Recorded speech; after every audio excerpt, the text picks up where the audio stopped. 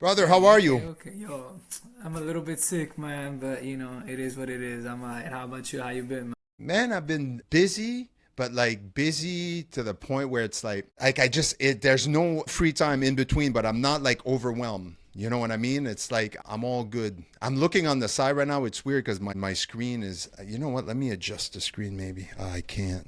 I can adjust the camera maybe. No, I'm not. Because I look like I can't look at you because my screen here is on the side. And if I look at the camera in the front of you, so if I look like I'm looking on the side, I'm looking at you on the side. So when I'm gonna try to talk, I'm gonna try to look into the camera, and then when you talk, I'm gonna look out to the Alright, side. it's all good, man. We'll We'll fix that figure up. it out. We'll figure it out. Yeah, man, I'm grateful that I've been meaning to ask you about this for a while, and I was like, yeah, no, maybe it's you're not the first person I've spoken to about other types of content on my YouTube channel. It's always like I always don't, this is my project, this is my stuff, and I'm like sometimes when you approach other people, it's like you're asking them to take time out of their lives to help you out trying to do something. And there's only a few friends that I would ever trust asking, and also that I would, have no expectations. But it's like I really wanted to ask you this because every time we have a conversation, number one, they're the best. Number two, after we're done talking, for the most part, I have a lot more clarity in my life, and it's like I get to vocalize a lot of the shit that I have in my head that I don't get to do. Like, God bless my wife, but she doesn't understand what a man goes through sometimes, and it's 1000%, man. she's not supposed to. I'm not asking her to understand. I'm really blessed and grateful that I have friends like you and a few others that when I have to talk about fucking shit that goes on or stuff that's heavy or just life in general, like I question everything and I get to throw my ideas at you and then we get to talk about them and you do the same. So I was like, man, I feel like this is a great opportunity for us to just put the content out there and people might be able to relate to a lot of the things that we speak about. So I'm grateful. But yo, I appreciate the confidence, man. Like I'm the one who's grateful that I'm in this position. I have this space in your life, and I Hmm. know you have the same in mine. So Right. it's a blessing for me as well. And like I said, I don't know what I'm getting myself involved into, but when you ask me, I'm like, hey, you're my brother-in-law, man. Like, I'm not, I'll go to war with you, know what I mean? So I Yeah, ain't got no man. problems with that. Look, it's nothing much. I think it's if we could make this like a bi-weekly chat of like 30 to 40 minutes just to, like I have a few things I want to talk about to you today. I've been thinking about things I've spoken to about with my wife, but I want to hear your perspective. And when I have things like that, sometimes they're important, sometimes they're just, trivial day-to-day life, but I've been really working hard to try to figure out my purpose in life, and through friends like you, having conversations with friends like you and people like you, I get to move a lot faster through the muddy waters than I would if I tried to figure out all on my own. So I Hmm. thought, now, you know what? I think if we can record these conversations, put them out there, certain people will be like, yeah, fuck yeah, I get what these guys are talking about. For sure, man. Here's the first thing I want to talk to you about. So let's get right into it, all right? Talk to me, Poppy. Brother, I've been thinking about this I don't know what to call it. It's a thing that I think it's where we're heading as in society, especially I see this in a lot of men, but I see this in everybody. I feel like generations after generations for a while now, I feel like something or someone, I wouldn't say someone, but something has been trying to slowly kill our natural animal instincts, where to the point I'm afraid that we, through everything, right? I think it's through technology, through the conversations we're having on out in the open, through social media and the agendas that a certain side are pushing versus another side. Like I'm not talking, it's not specific to anything, but I feel like the more and more we go through generations and generations, we're slowly killing some of our animal instincts, and we're spending a lot of times not only getting rid of them, but fighting them. And I find if we really stop and think about it, I know for me, that's it's a fact. I feel like a lot of my anguish, anxiety, and depression, and all the negative shit that goes on in my life, a lot of the times it's spent around me fighting some sort of urge or instinct and then battling that thing inside of me, if it's a good thing or a bad thing, if it's necessary, if it's not necessary. Do I need to say these things? Do I need to be quiet about these things?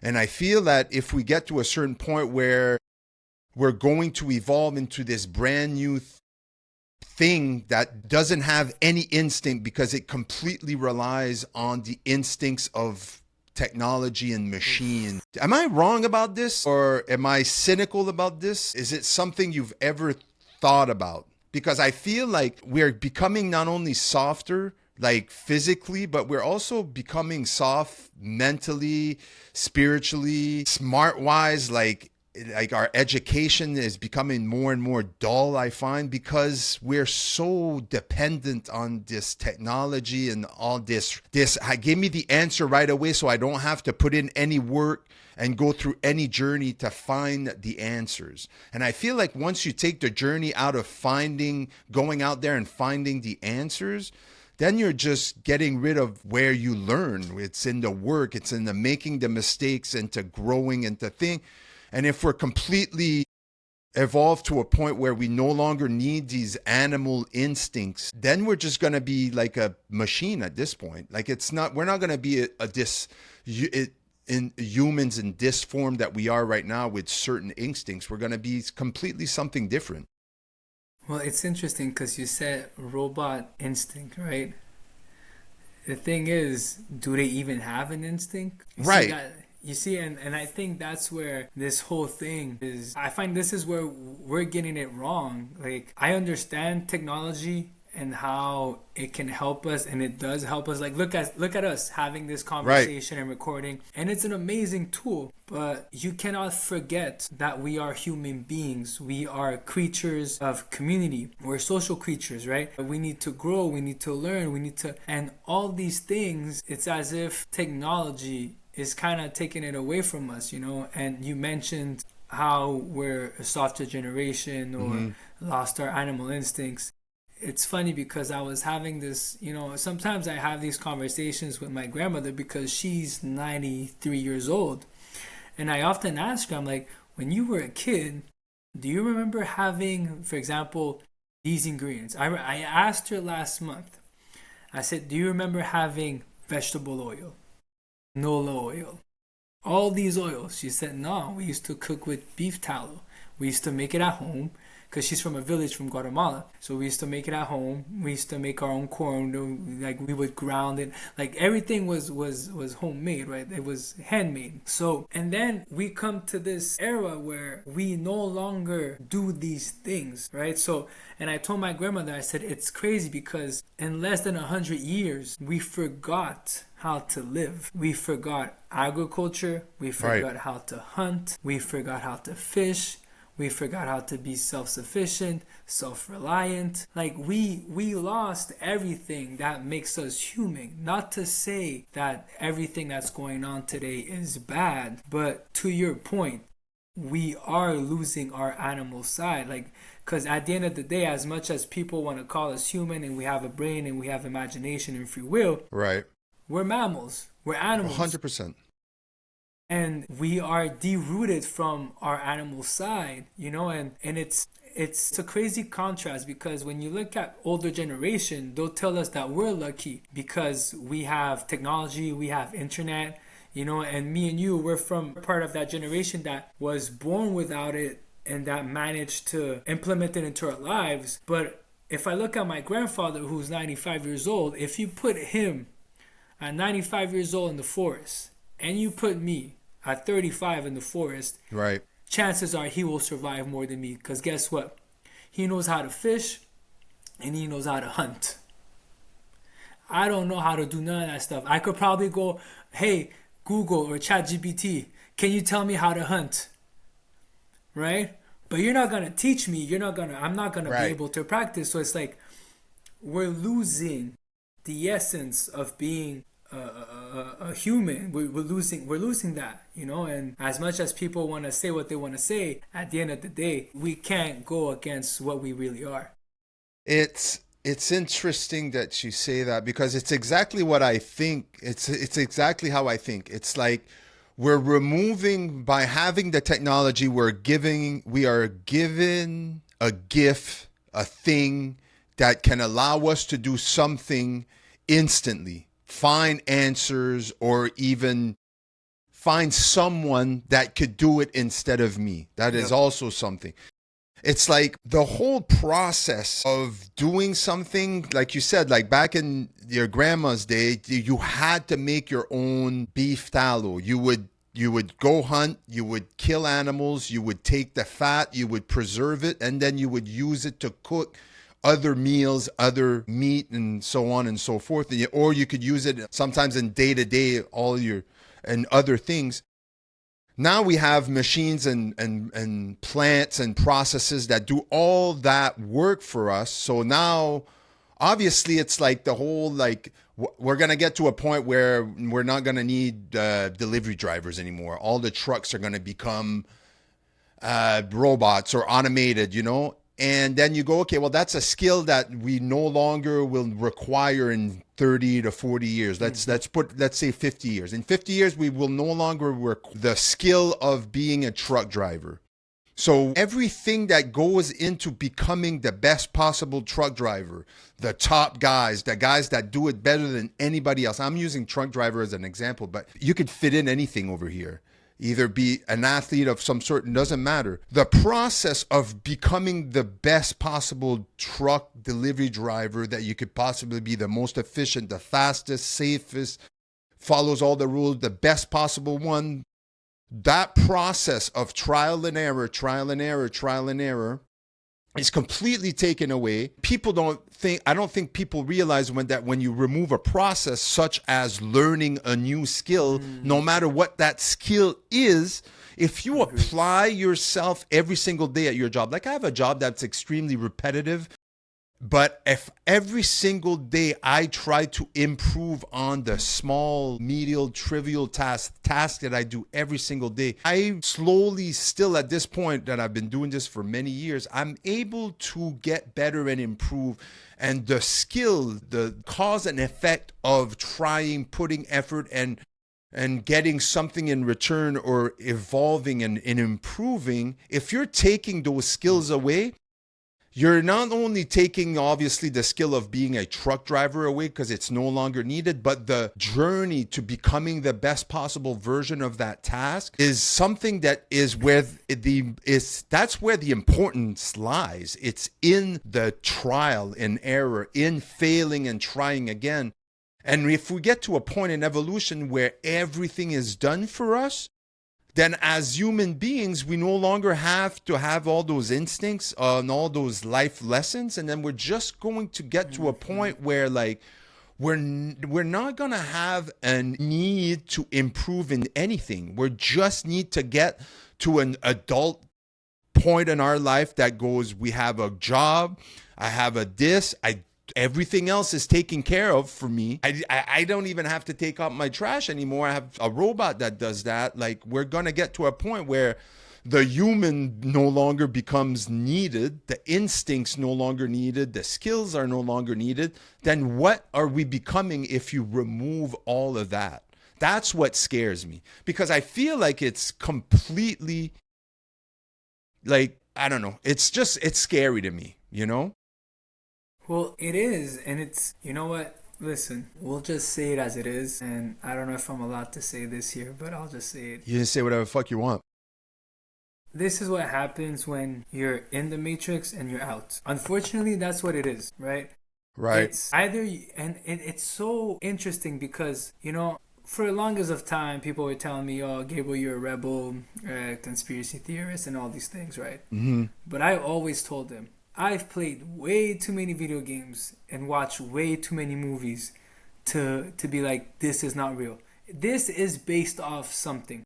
It is impossible, right, that, like, if somebody had the imagination to write it down, It's because it either already happened or somebody can think about it and it can happen.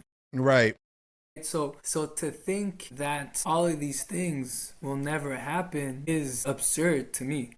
Right. And to your point is our school system is based off Rockefeller. Right. But what was the purpose of his school system? It was not for us to grow. The purpose of the whole North American capitalist school system is to create employees that will work from 9 to 5, 8 to 5 without asking a single question and do the same thing for the rest of their lives until you hit 65, you retire, and you think that your retirement pension is going to be enough until you realize in 60 years from now, there's going to be inflation and recession. Right. And I'm going to end up still depending on the state. Okay, so I agree with you. I think it's hard to deny that if you look at the whole schooling system, it's hard to deny what we're trying our best to create.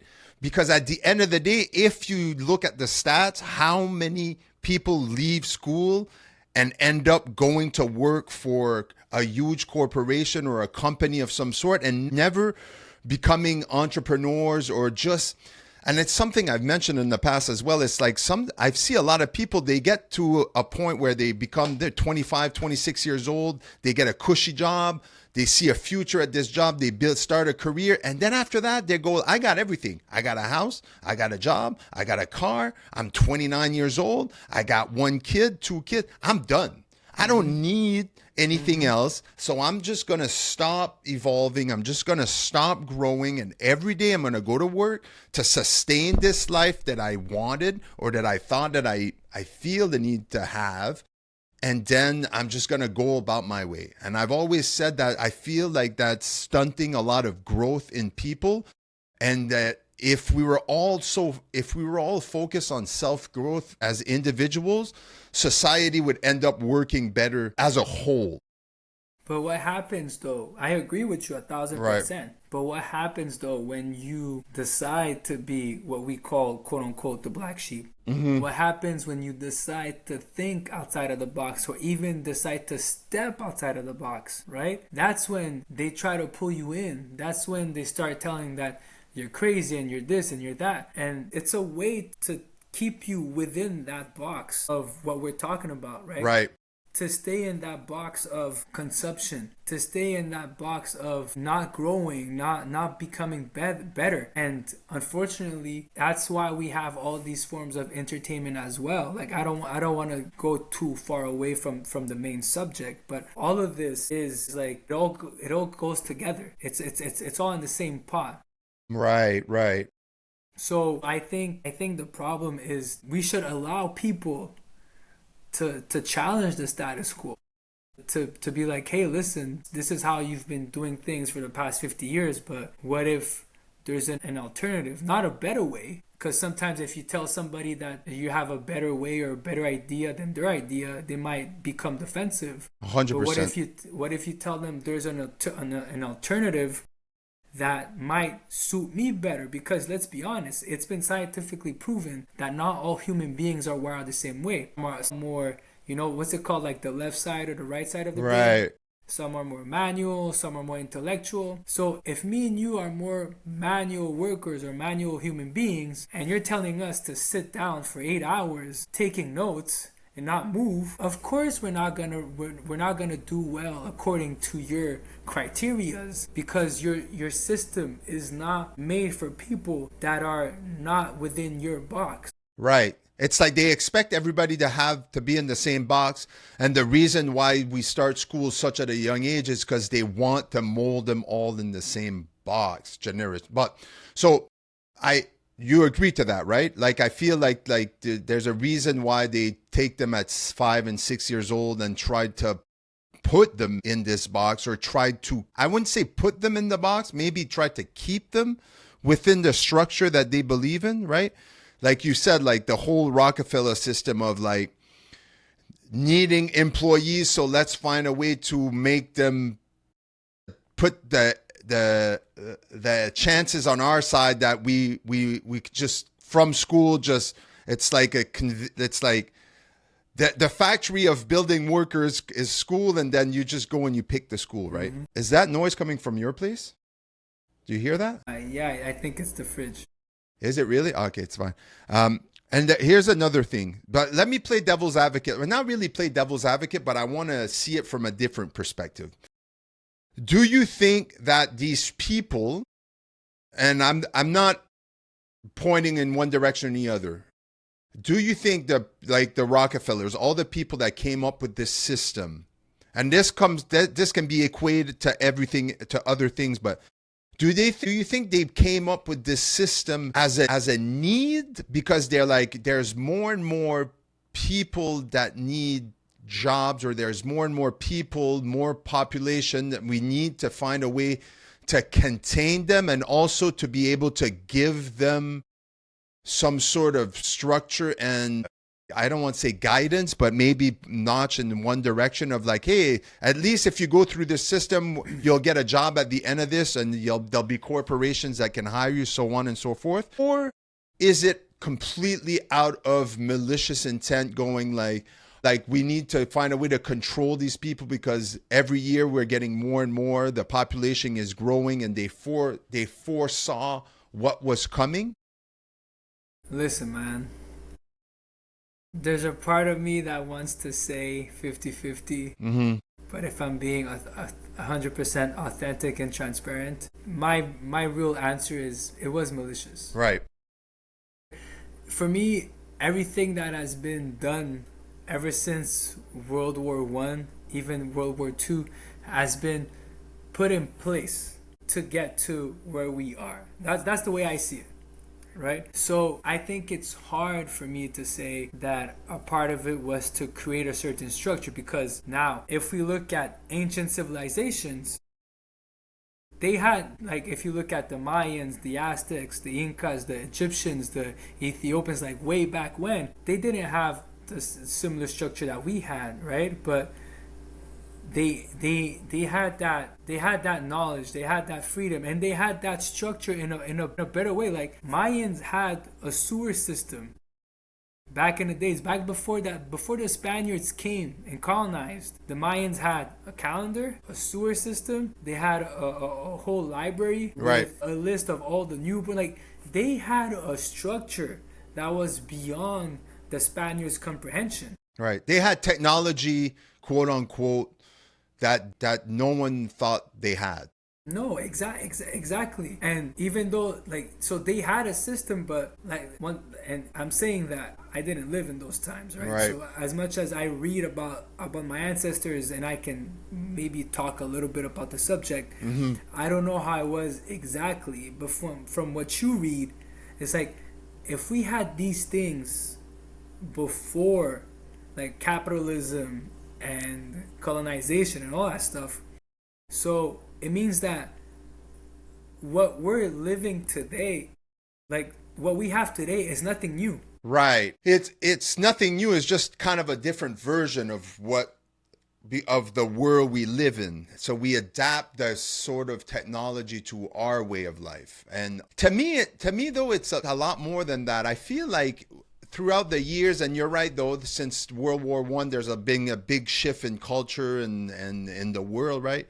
But if I go back to our instincts, it's like, man, sometimes maybe this will shift the conversation a little bit, but do you ever have the feeling sometimes right from wrong? Mm-hmm. Like right from wrong, no matter if you have knowledge on something or not. Like I feel like one of our instincts that we've lost through, and this I think is very short, I'm talking about in the last 10 years, is an instinct of listening to your instinct of what is right and what is wrong. I feel like people have lost that compass, so that then they depend on who within their circle of people, where do they fall, and if they want to stay within that circle of people, then they need to have the same or very similar beliefs and way of lives. Am I making sense here?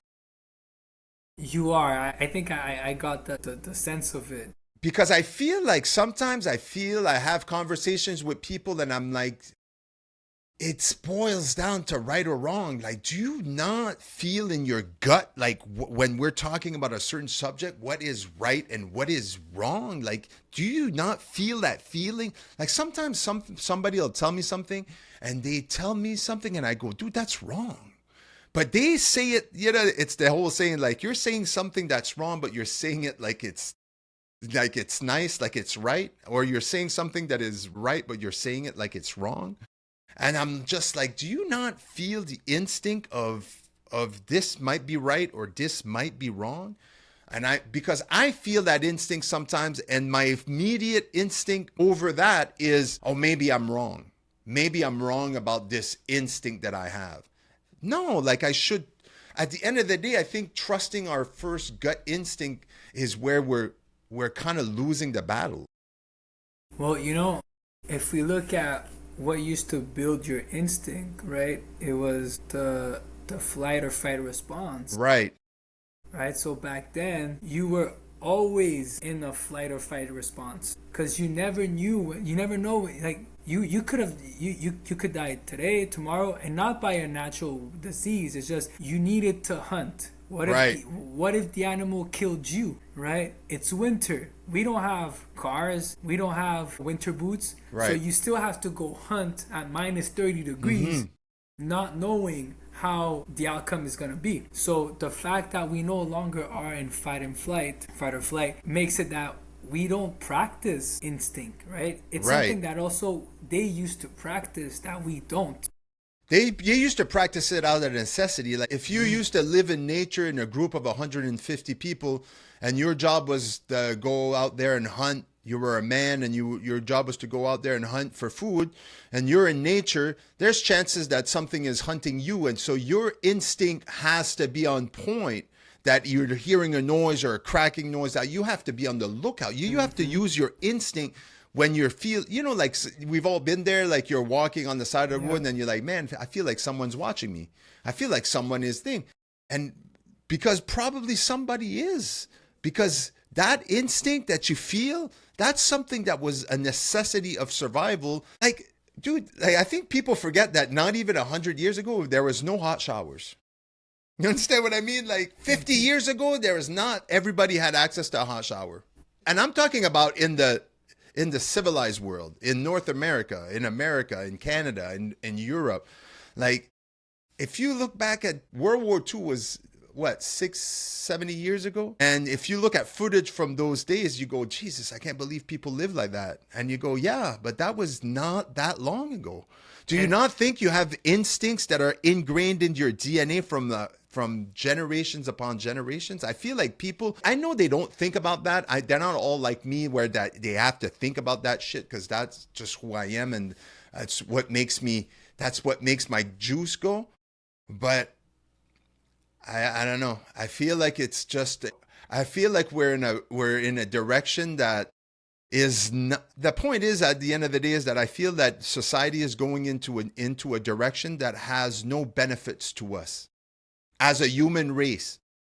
Not as a white man, not as a white woman, black woman, Asian woman, none of that. As a human race, we're heading into a direction where everything seems to point that we're not going to be needed much. Our instincts are not going to be needed.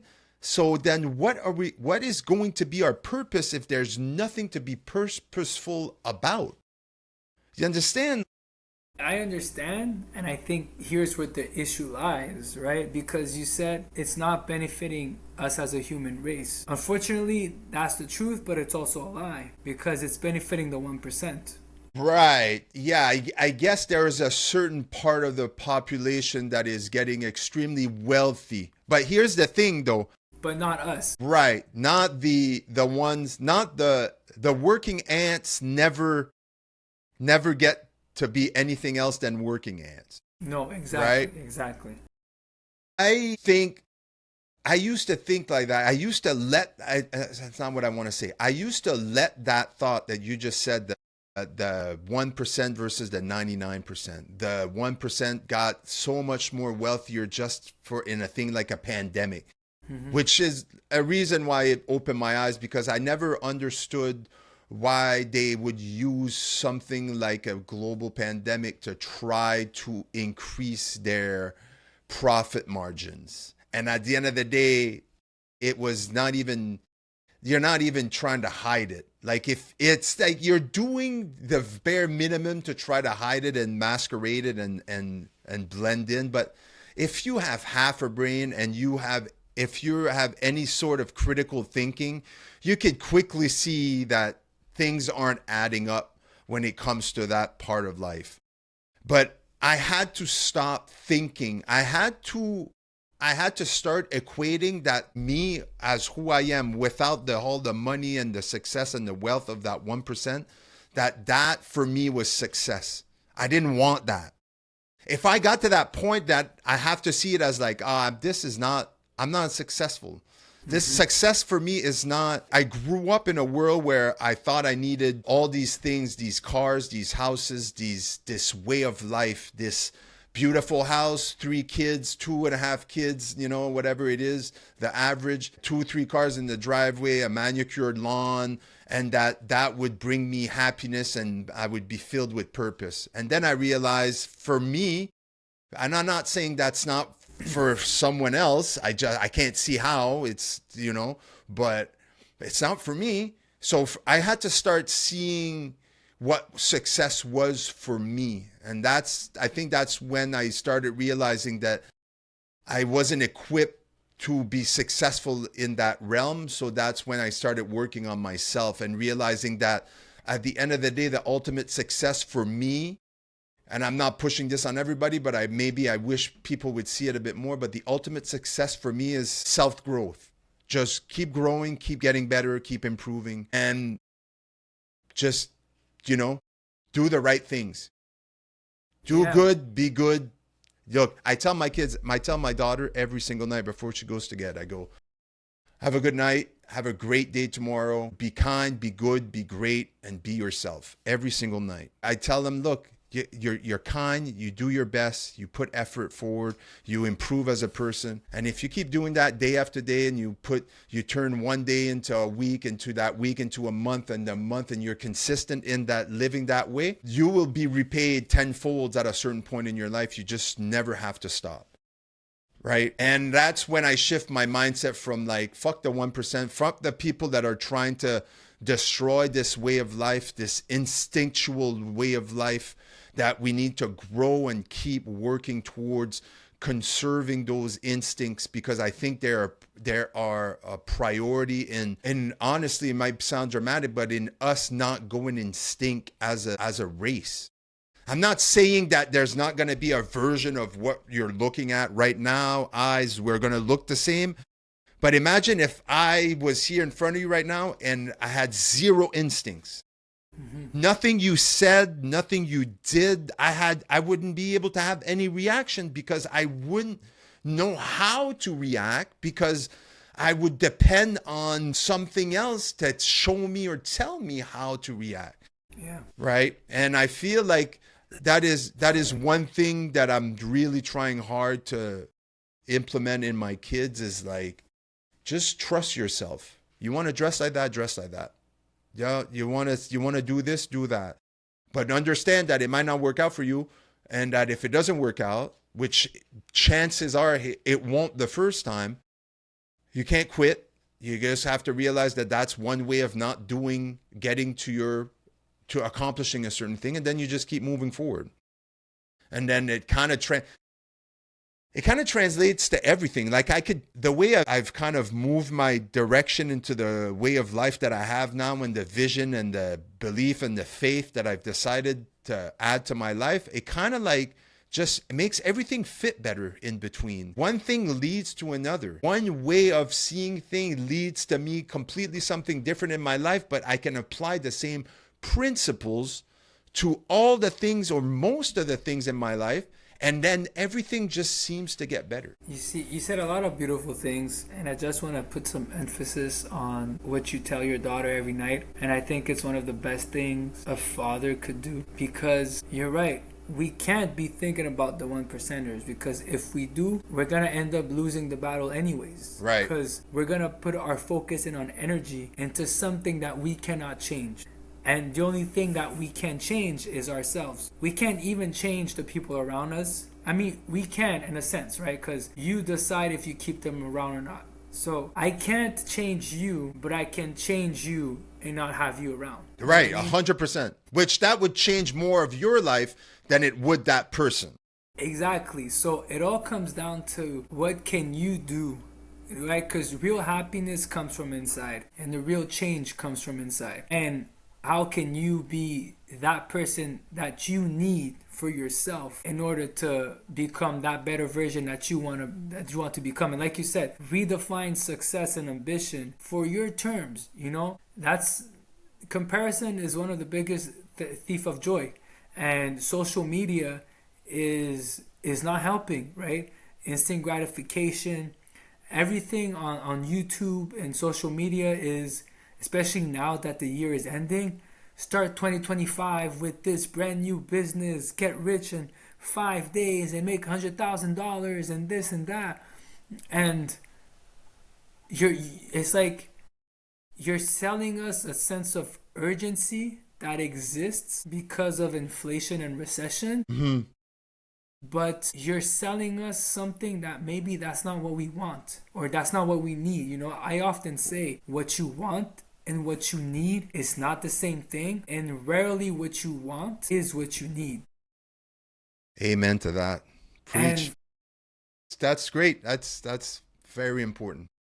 I feel like that does not help where we are going right now, because now, like you said, we come from, like, you know, what's the model of success according to North American standards, or even like Western standards? Is, like you said, you want the house with the picket fence, right? The cars, the driveway, the wife, and the kids. But maybe that's not what you need, right? And it's okay if it's not what life gives you. It might not be what you need right now. Or yes, or right. It might not be the moment as well. That's also, like, who said that by 25 or by 30? Right. And it's also we have to evolve with life, because, you know, my grandfather's he keeps on telling me, "Oh, you have money, you're rich, you're this and that." I'm like, you don't understand.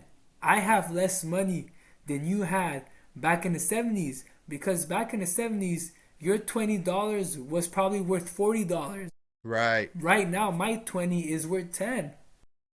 If that. I mean, for Christ's sakes, right? So it's perspective. It's perspective, right, as well. Like, it's funny because people, they don't see it like that, huh? They go, no. Oh man, things.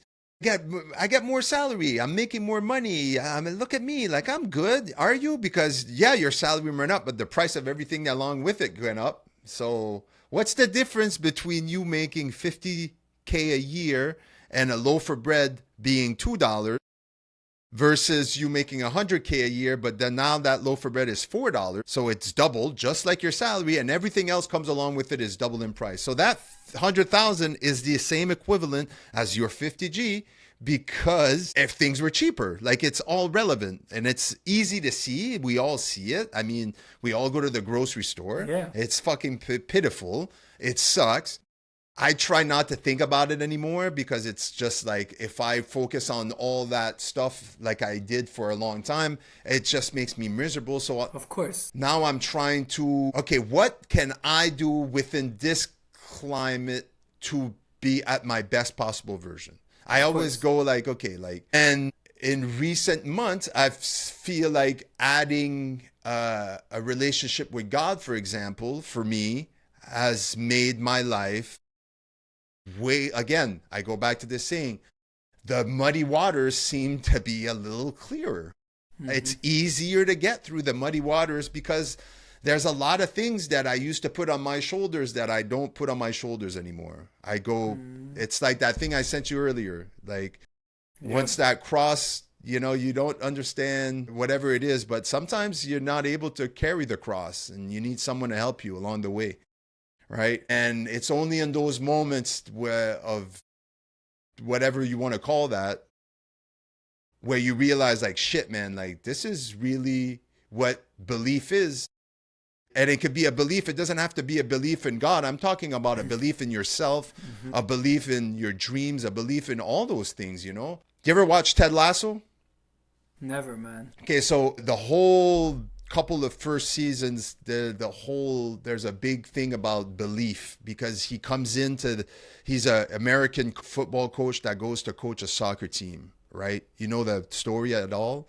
So he's this American college football coach that gets hired to go coach a soccer team, a football team in Europe. And him and this American coach, two of them, they bring this, just a sec. Hello? Okay, I'll be there in 10 minutes. I got to go make food for the little one so she doesn't die of food. So I'm going to finish my point. And he brings this sign that he painted on it's blue paint on a yellow cardboard, and it says believe.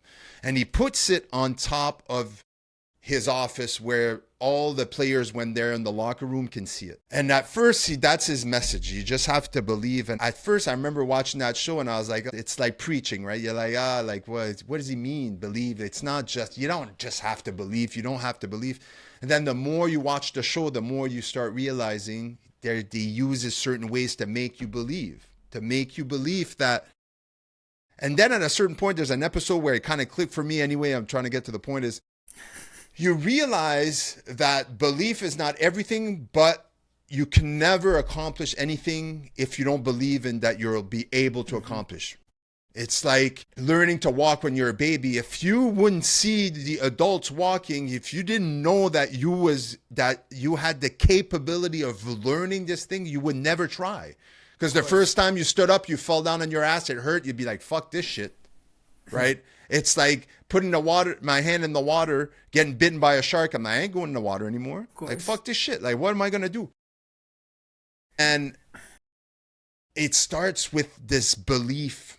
Like, you know, sometimes you'll meet someone, they have too much belief. They're very cocky, very thing. And then you go, fuck, that guy's cocky. That guy believes in himself, but like in a way that makes me go, ugh. Mm-hmm. I'm talking about real belief, about believing that something will happen even though you do not have a sign that is going to happen, or that you have no tangible thing to hold that it's going to happen. You have to make it up in your mind. You can only imagine you crossing that finish line of that marathon. You can only imagine making it to your dream, imagining it, because you haven't lived it yet. But if you truly, truly believe that one day you will live it, then every single day when you wake up, if you don't have that belief that it's going to happen, then the first sight of an obstacle or something that gets hard, the first moment it gets hard, you go, fuck this, I quit. I quit, it's too hard. I thought this was going to be easy. Now I have to do more work. I was expecting to do this much work. Now I have to do 3 times more work. Fuck that. And I feel that's why a lot of people, when they start working on themselves and then they realize, they open a door, they go, oh shit, there's way more shit behind this door. It's a flood. You're like, I stop. I'm good. Fuck it. I'm good. I'm going to go back to drinking. I'm going to go back to substance abuse. I'm going to go back to being addicted to whatever, because this is way too hard. And it goes back to, dude, if you remove all our natural instincts, every single time someone is going to open a door and it's going to close it, he's never going to open it again. Mm-hmm. It's tough, man. It's tough. Like you said, you need to have belief and you need to have faith. It's belief, faith, and the work. It's a combination of 3, you know. I read this quote, I think it was last week or something like that, and it was beautiful. I'll try to say it the best way that I can. Yeah. But it said, you need to have faith and take that jump, and when you jump, you'll realize that will become your new safety net. Because, you know, a lot of us are afraid to you know. Just take the first leap. Yes, right. But taking that first leap, that first step, you need belief. Right. You need faith. Because, you know, once you take that first step, if you quit, People are going to look at you different if they know. And also you're going to look at yourself different. The moment you start something without the expectation of finishing it, and then that first sight of hardship, you stop. Mm-hmm. That first sleep was for nothing.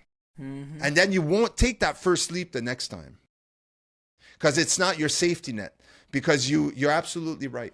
You have to get comfortable in that first sleep, in that discomfort. Yes, you have to be comfortable being uncomfortable. That's the best thing that, I think, like, if I ever have kids and I can give them one life advice, I think it would be to be comfortable being uncomfortable, because that's where growth is. Bro, let's stop that there right now. You got to learn to be uncomfortable. You got to learn to be comfortable in the uncomfortable situations. Of course. Brother, I love you so much. I appreciate you so much. Man. Thank you for having me, man. Man, we're going to keep doing this. And I'm telling you, this is going to change. It's going to change shit. Hey, I got you, man. Hopefully next time I won't have this freaking ruddy voice. You sound beautiful, just like an angel. Thank you, man. I appreciate it. Brother, I appreciate you. Thanks for doing this. Hey, thank you, man. Love you, man. Shaba. Yeah,